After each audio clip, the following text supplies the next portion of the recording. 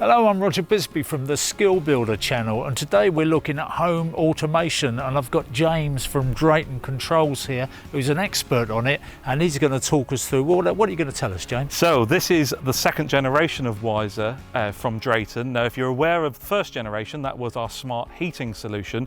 Well, the second generation takes that, leverages it, and we've now got smart home devices so we can really automate our heating solution and our home. So we're going to be fitting these controls to this house here, which is a 4-bedroom detached house, fairly modern, but hopefully when we fitted these controls it's going to make the house easier to manage, and it's also going to save them some money on their fuel bills. So this looks like a lot of kit for a day's work. What have we got? Most of it is battery powered, so it's dead easy to fit. There's a couple of bits we need to wire in.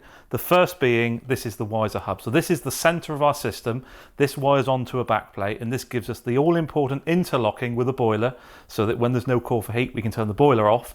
But it also connects to your Wi-Fi network, so you've got cloud services. It manages the network to the Wiser devices. So, okay, what happens if the Wi-Fi goes down? I'm going to lose my heating.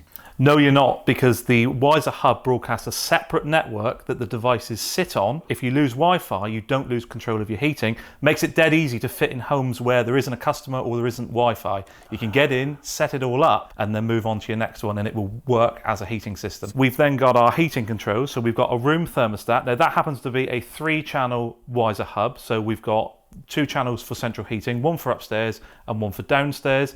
The downstairs is going to be controlled by the room thermostat, so that'll be the whole zone, so you can keep the downstairs warm. But because we're going to put the Wiser radiator thermostats upstairs, we don't have to be heating bedrooms to keep the downstairs warm. So you've got individual control of bedrooms with the right Wiser radiator thermostats. And if you want to bring these downstairs and have individual room control for the whole of the house, you can do that as well. So these radiator thermostats, where these move away from your traditional mechanicals, is these can call for heat. So you no longer need a master thermostat upstairs. So for a discrete heating option, you can get rid of the room thermostat and just have these on your radiators, and these will do everything you need. They'll sense the ambient temperature in the room, they'll control the flow into the radiator, and most importantly, they can call for heat at the boiler or stop the call for heat when the demand is gone. So for every zone that you build in the Wiser Home app, you're able to set a schedule for when you want it to come on and go off, and override it with the boost function, and use voice control if you want to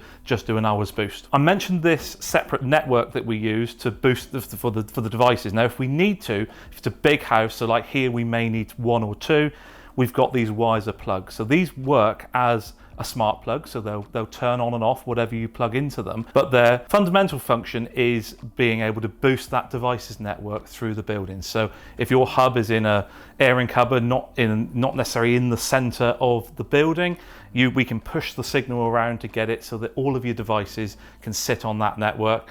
It's not a Wi-Fi booster, it's to boost the Wiser devices network. Only for those. But like I say, you can plug anything you want into them up to 13 amps. So anything that's got a standard plug top on it, you can plug in, you can turn it on and off, you can set schedules for it, you can get Google and Alexa to turn it on as well. So we've got a window and door sensor. The essence of this is you can prevent heating a room when a window or door gets left open. So if you've got the Wiser radiator thermostat, it will isolate this valve. This will turn off even if there's a call for heat if it sees that the window or door is open. You can also use it for security. It will notify you in the app to say whether a window or door has been open, and you can get it to do other functions. So if you want it to turn on a lamp or send a push notification through the app, it will do that too. We've then got our leak detector. Now this is a really good device. So this gives you early detection of leaks. So there's 2 pins underneath, 2 sensors, and if you short them out in a little pool of water, it will give you an audible alarm, and it will also fire it through onto the app, so you get a push notification to say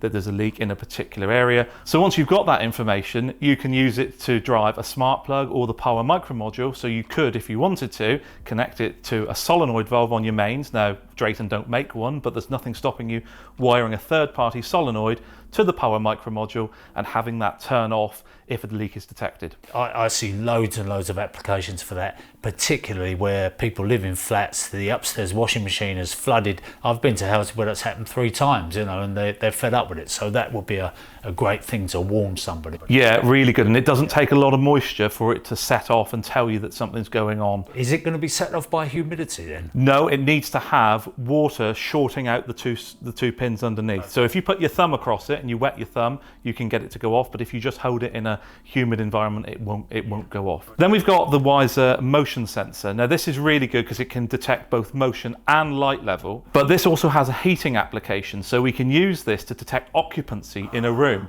So if you've got room by room control with the Wiser Radiator Thermostats, even if a room is scheduled to come into an on period, you can set it so that if it doesn't detect anybody, it can hold the valve off in that room. So you're not heating unoccupied rooms, which for the home maybe you don't need that so much, but for buildings like village halls where they've got lots of stuff going on at different times throughout the day, where maybe a schedule isn't the right thing to have, you cannot be unwantingly heating a room when you don't need to be. So we get to save a little bit of energy with that. It will also notify you in the app if it detects motion, so it's got a security application, and you can do things with the window and door sensor where you can get it to send you a notification if it sees both. So maybe if it sees either or, it doesn't tell you, but if it sees the doors open and it sees the person, then it will tell you. Wow, that's amazing. Then we come on to our temperature and humidity sensor. Now this is really like a low-cost version of a room thermostat. So anywhere where you would put a Wiser room thermostat, you can use the temperature and humidity sensor.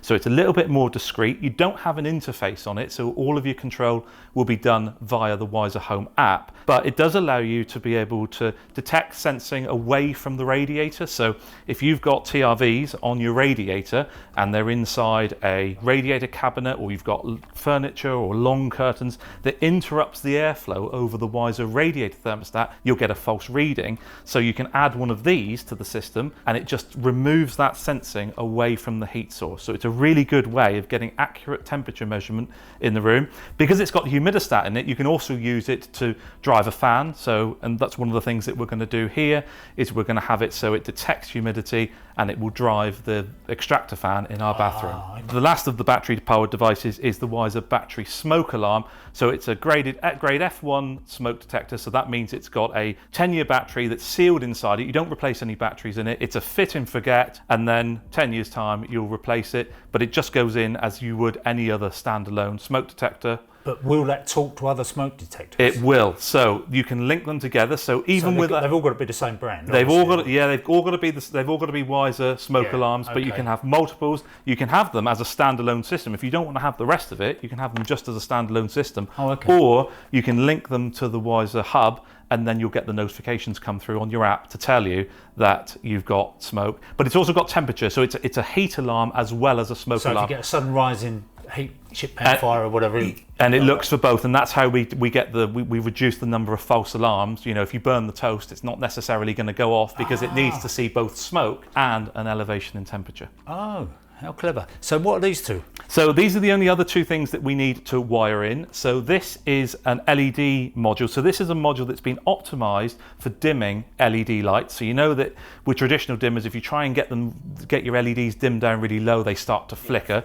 So this has been optimized so that you can dim them down really low and they will just fade on and off. So another great thing about this is it doesn't need a neutral. So some of these, you get them, it requires a live and neutral to run them. And you typically find that at your drops on your light switches, there's not always a neutral there. Now with this, you don't need to have a neutral. You just need the live in, your common, and your switch live out to your light, wire it up, and then that will control your dimmable LED. You need to have dimmable LED bulbs. That will control, and you'll give you control from both the light switch, which would be a momentary retractive light switch. Oh, just a push button. Yeah, so you change your rocker out for a momentary retractive, but also in the app you can set up routines, so you can set up moments where you press one button and it dims the lights down, and you've also got your slider in there so you can set the brightness. Is that going to go in the back box behind the switch or what? Typically, we would like it to go in the back box. If there's not enough room, you can put it up in the ceiling rows, but you'd need to put it within its own box. And then the other bit that we're going to be wiring in is this, which is the Wiser Power Micro Module.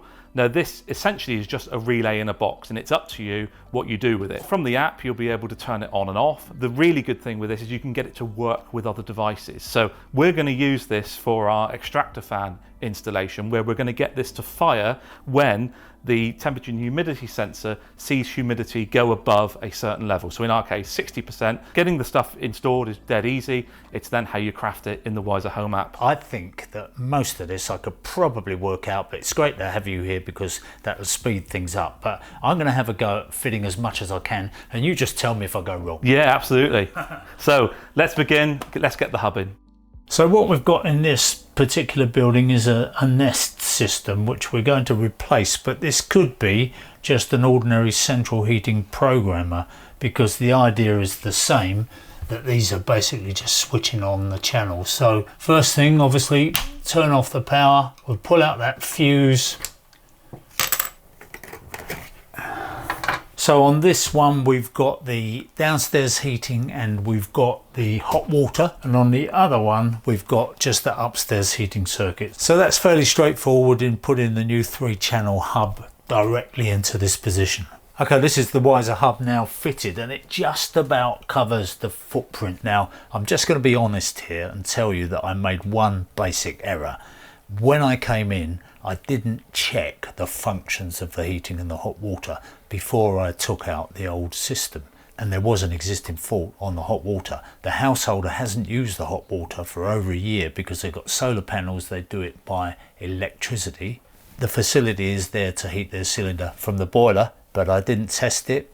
So when we put it in, it was shorting out. I found there was an existing fault, fixed that, and it's fine now, but for a while it had me really foxed. So all I say is, before you start, check your existing system works. If it doesn't, then you're not going to be in that terrible situation where you're there for hours fixing a fault that had nothing to do with this installation. We can pop the fuse back in. I'll leave the next bit to James. Okay, so now that we've got the hub in and it's powered up, we're waiting for a solid green light to appear by the setup button. Now that can typically take about 2 minutes before that comes on, so just leave it a little while to do its boot up routine.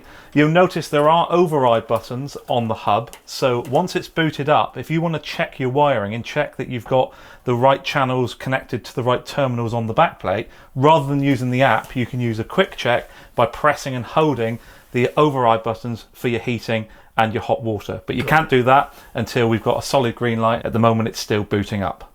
Now that the hub is boosted up and we've got that solid green light, we can use the override buttons to check that we've got the appropriate channel of the Wiser hub connected to the right motorized valve for our system. Now when we're setting up on the app, do we need to be in the same room or not? No, you can do it anywhere in the house or anywhere that's in range. We're going to sit in the lounge. So this is the room thermostat, so I could mount this plate on the wall and then mount it there, yeah? Yeah, you've got options. So you can mount it on the wall with that plate, or you can use this little table stand.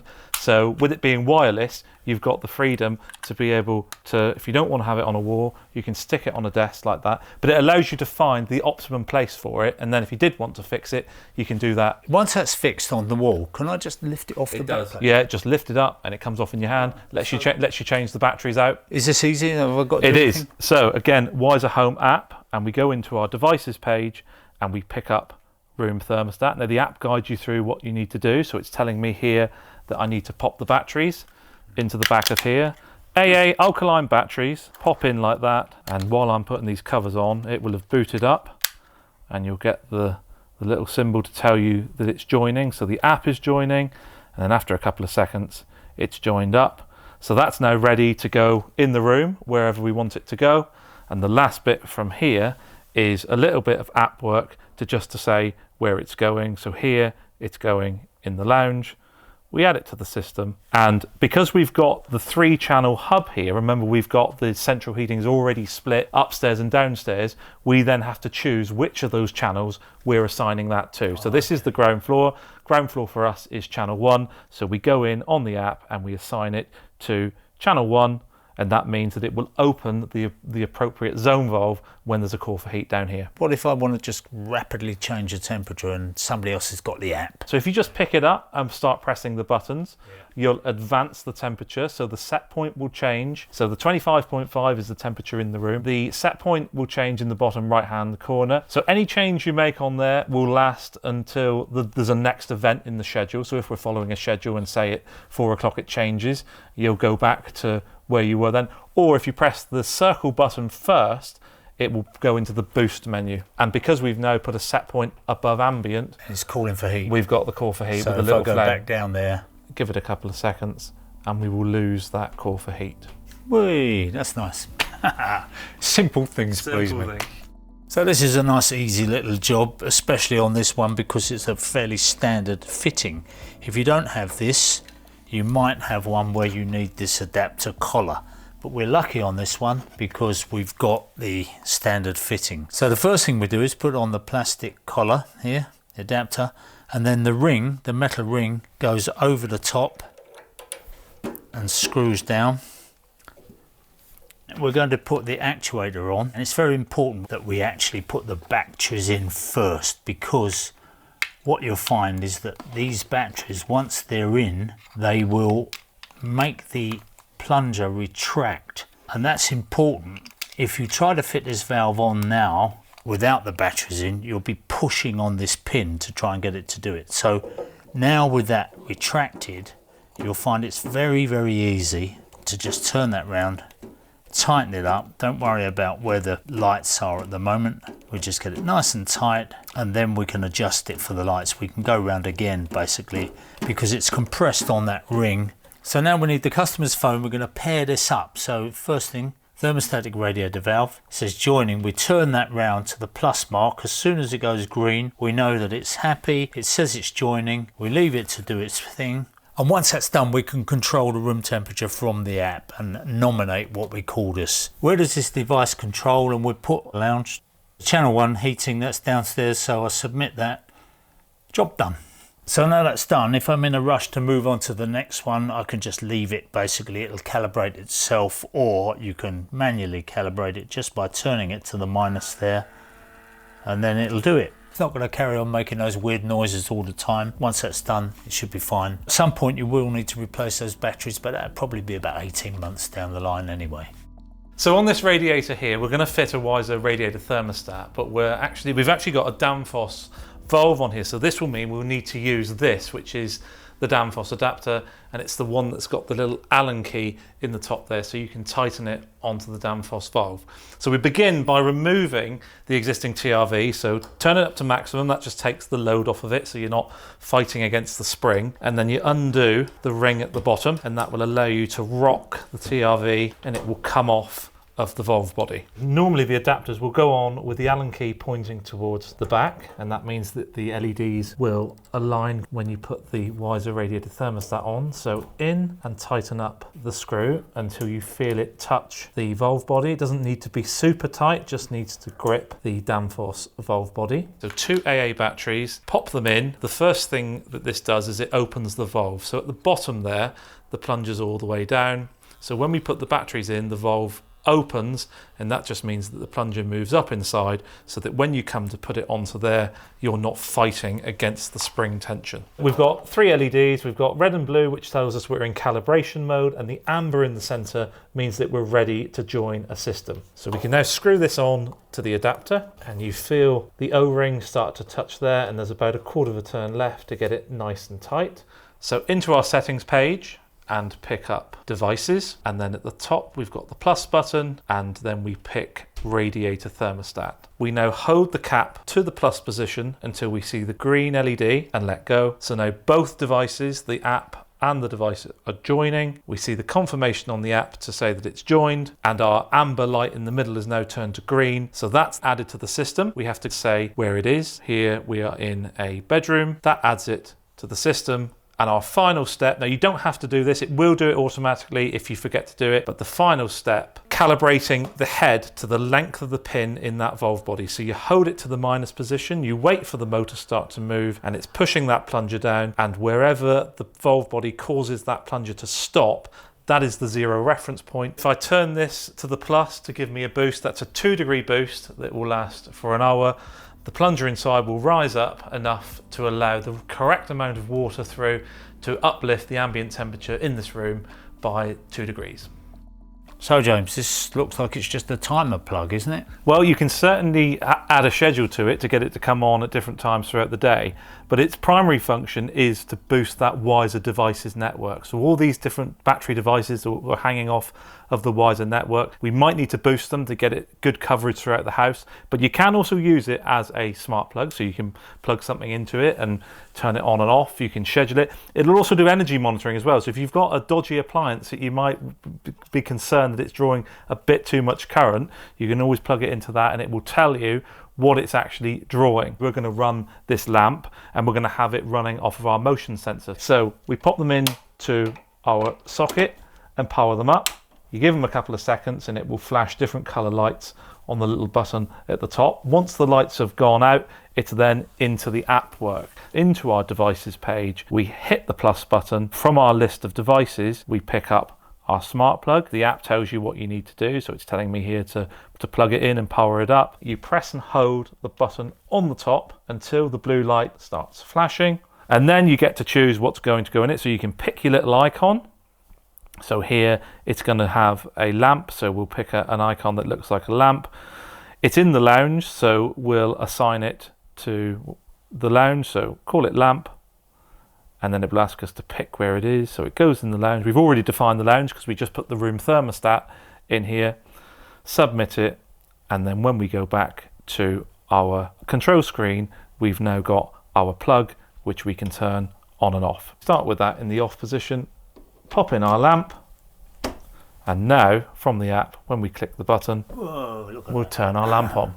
So now that that one's in, we can now be a bit clever and get it to work with our motion sensor. So what we're thinking is we're going to mount it above the door. Now this gives you a 5-meter radius of detection area from the sensor at about 110 degrees. So somebody coming through this door, they'll get them through that door, but if they're out here in the corridor, they won't pick them up. So that's probably the best place to fit it. It sits on a little back plate with a sticky pad, so dead easy to install.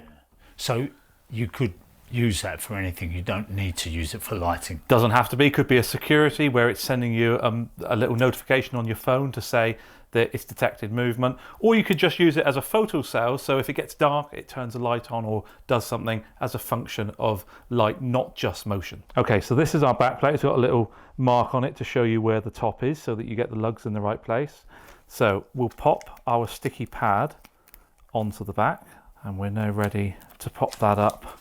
Arrow up, try and get it as centered as we possibly can. We've now got to energize the actual motion sensor itself. Now we do that by pulling out this little tab that allows the batteries to make connection, and it will give us a little LED on the front. So give it a couple of seconds to wake up, and now we're ready to add it on the Wiser Home app. You say batteries. What have you got in there? So there's 2 AAA batteries. Oh, okay. So they've got good capacity, and you know it's only working when it's sensing somebody, so you should get some really good battery life out of that. Oh, okay, good. We use the little plus button at the top to get us into our adding device menu.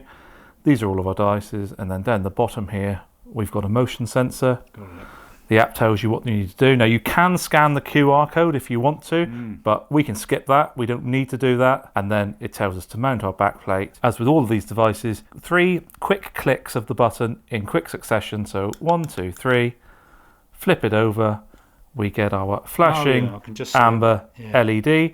So that's now joining, and after a few seconds, they'll see each other, and then once they're there, we can then pop this up onto our backplate. That's it. There's the green light. Yep, so there it is joined. So now make sure we've got it pointing upwards, and we align that with our backplate and give it a little rotation till it clicks. And that's it in. Okay, next. So last bit on the app is just to tell it where it is. So again, we're in the lounge and it's controlling the lamp, so we can call it the lounge sensor, choose the lounge, and then when we come back out to our control screen, it will appear there in the lounge. So we've got our lamp, which is on the plug. We've now got our sensor. The last thing for this is to make them to work together by setting up the automation. So James, look, I'm going to be honest with you. I know it's your job, you know this stuff, but for me it's beginning to hurt my brain. So I need some help. Yeah, well, I think it'd be good for us to do a deep dive on the app work later. All right, okay.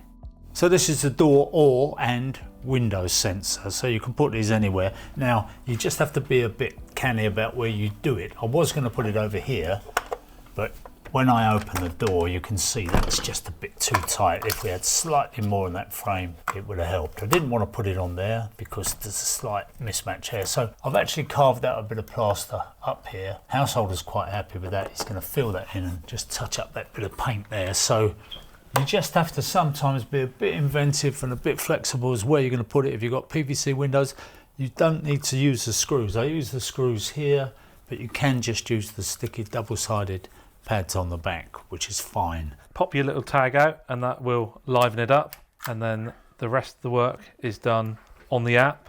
So like we've done before, into our devices menu, and we're looking for the window and door sensor. Pick that. Now, like I said before, there is a QR code on the back of it which you can scan to help you through the join process, and you might do that if you're doing a lot of them in one place, so it just addresses them properly. But we don't have to do that here. We can skip that bit and do it the manual way. So now the app is expecting it to join. So if we rotate it over and we want to hit that little setup button 3 times in quick succession, so you might need to get your nail in there. You're joking. Can you get your fingernail in there? 1, 2, 3. Blimey. And then wow. On the front we get the flashing amber light. So the app is joining, the device is joining. We give them a couple of seconds and they'll see each other. And then once that's done, we then assign it to the front door. And then further down the line, we can set up some automations and interact with other devices on the Wiser system. So I'll put this bit on, down into place, there you are. Line that up, keep that on the edge of the door so it doesn't get knocked off.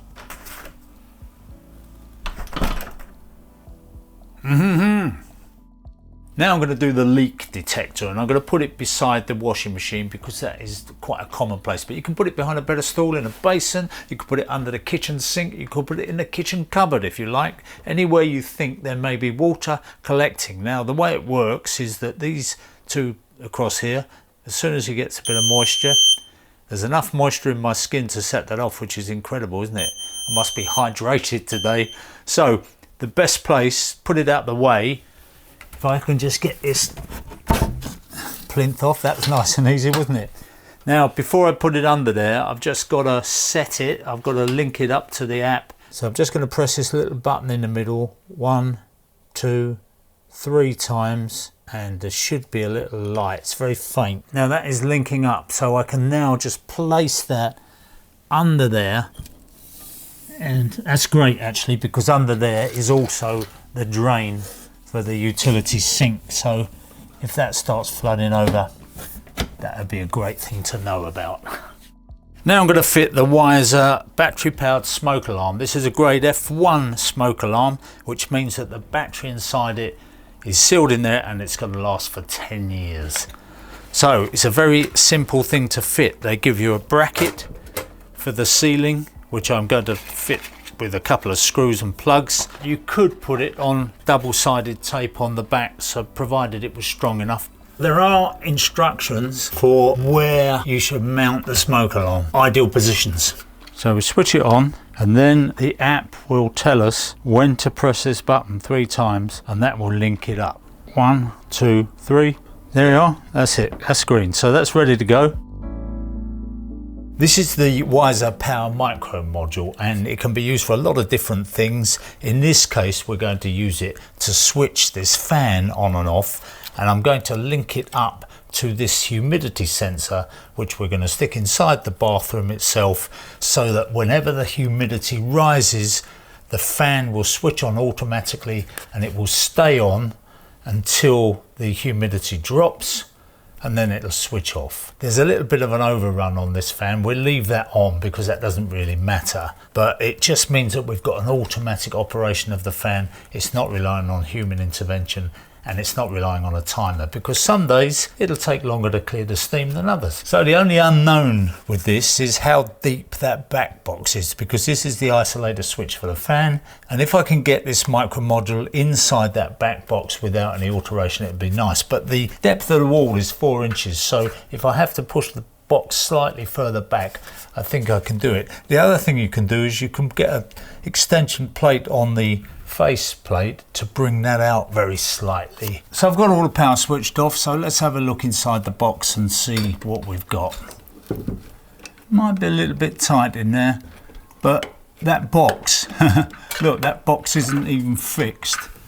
So it will push back slightly. Somebody's just screwed it in with one screw. So this is the micro module. We need a live and a neutral into there, permanent, which we can take off of the input to this switch. And then on this side, all we need is to find which one of those wires switches the fan, and that will go into there. So there's your switch, live and the neutral. That's the link to take the live over to the switch. So that stays in. So there is the only one we really need to connect up, is find that switch to the fan, switch that on, and then everything else is done from this remote sensor, which will send the signal to switch this on and off. It fits neatly in there. And if this faceplate goes back on the wall, as it does, there you are, that's lovely. We haven't got to do any alterations at all. At this point, if you're not an electrician, you might need one. So now it's all powered up, we're going to add it to the app so that we can get the sensor to talk to the unit. So I've got to leave this out now, and that's the great thing about wiring it up with those ferrules. There's no bare ends there. And I've got to press that little button there 3 times. When I get the call to do that, I just press that 3 times, then we can put that back in the box. That'll be fine. So I know that's communicated with the app now because I could hear the relay clicking on and off, the switch clicking on and off. So I can put that away now, and then we can pair up the sensor, and that'll be the job done. So I switch this off. That means that the module is switched off. When I switch it back on again, it should automatically relink with the app. Okay, so the really good thing here is that I know a lot of people don't like drilling into tiles and so on, but we've got a lovely sticky pad here. Get it the right way up. Nice clean spot for it up there. Let's change to green. So now we've added all of our devices to the system, we now need to start to make them work together, and we do that using automations. So click the automations tab at the bottom, and we can then set up our first one. Now we've got 2 things to automate. We've got our fan in the bathroom, and we've got the motion sensor with our lamp. So we could begin by the fan with humidity. So the first automation is going to be the fan turns on when humidity is high. So we name the automation, and we then need to add the first action. So the first action is going to be a device status change. It's going to be the sensor in the bathroom looking at humidity, and we then get to choose our parameter. So we'll say that when humidity is more than 60%, that's when we want it to do something.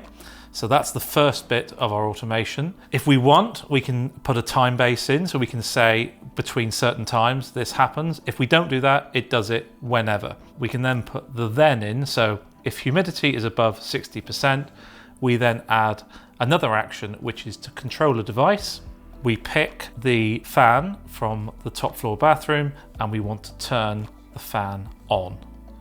We set that, so we've now got a routine, which is if the top floor bathroom sensor is more than 60%, then top floor bathroom fan turns on. So that will turn the fan on. We now need to do something to turn the fan off. So we start another automation. So this is going to be fan off, humidity low. And now we just do the reverse of what we did before. So we pick a device status change. We pick the sensor from the bathroom. We're still looking at humidity, but now we're saying when humidity is less than 60%, I'm going to set it to 60, but you could have a dead band in the middle if you wanted to. Let's lock that detail in. So if humidity is less than 60%, then we want to turn off. So we want to control a device, and we want to turn off the bathroom fan. Bathroom fan's off. Set. Once you're done, save. So now we've got 2 automations, and you can toggle these on in the automations page, but this is how you get devices working with each other. We're going to get our motion sensor working with our lamp, or the Wiser smart plug that the lamp is plugged into. So start a new automation, and we'll call this lamp on with sensor. So you then pick an action. We want to look for a device change, and then in the lounge we've got a few devices here, but the one we're looking at is the lounge sensor. So we can choose whether we want motion or light level. So let's choose to bring the lamp on when motion is detected. So we'll change not detected to detected, set that in, and now we've got the conditions that if the lounge sensor detects motion, we then want it to turn on the Wiser plug. So we want to control a device. We've called our device lamp, and we want to turn it on, and we save the change. We've got the if motion is detected by the lounge sensor, then we turn on the lamp in the lounge. We save that, and it appears in our list of automations. And then we need to do the counter activity, which is when motion is not detected. So lamp goes off when the sensor doesn't see motion. We add the condition. It's a device status change. It's the lounge sensor looking for motion. It's not detected, so we'll save that. The output from that is going to be control the device, control the lamp, turn the lamp off, and we'll set that, we'll save it, and then you can see from our list of automations we've got a condition that controls the lamp coming on with the sensor and one that controls the lamp going off with the sensor. So thanks very much for coming down. I actually enjoyed it. It was a good day. Yeah, Really so good. Made it easier having you around, I've got to say, but I'll just say to the viewers, you're not offering an installation service on this, are you? No, so we don't. We've got a network of approved installers that we use. So if you need to get it installed, you can stick your postcode into our website and find an installer local to your area. So your job with Drayton is not an installer, it's what? It's more training. So I make a lot of videos, a lot of training content. So if you need any more training on Drayton stuff, you can check out our YouTube channel, which is at Drayton Heating. And we've got more information on this system in our links below. I'm Roger Bisby, thanks very much for watching, come back soon.